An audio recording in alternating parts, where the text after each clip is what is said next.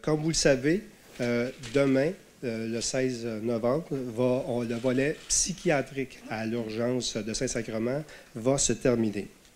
Nos objectifs par cette intervention-là sont de deux ordres. Dans un premier temps, on a plusieurs personnes qui recourent au service de l'urgence parce qu'on n'est pas capable d'intervenir à temps, parce qu'on n'est pas capable d'intervenir en amont au moment où le besoin se présente. Alors, bien évidemment, on va réallouer des ressources en amont pour être capable de répondre aux besoins en temps opportun. L'autre objectif qu'on poursuit, c'est qu'actuellement, nos services s'offrent sur 3 sites.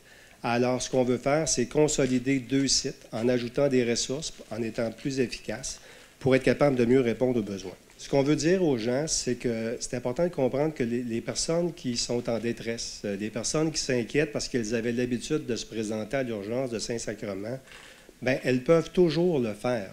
Il y a 13 urgences dans la région.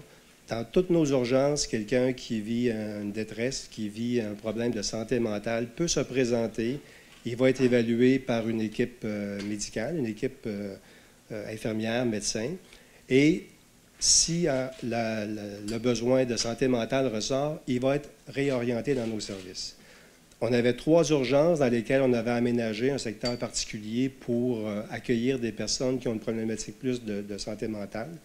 L'idée étant d'avoir un environnement un peu plus calme pour qu'elles soient mieux. Dans le fond, il va nous en rester 2.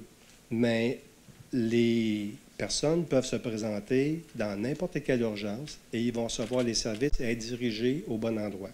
Donc, si les personnes sont inquiètes, qui nous disent « moi, j'avais l'habitude d'aller à l'hôpital Saint-Sacrement », c'est sûr qu'on rappelle aussi qu'il y a plein d'autres services qui existent que l'urgence, mais ils peuvent continuer de se présenter à l'hôpital Saint-Sacrement.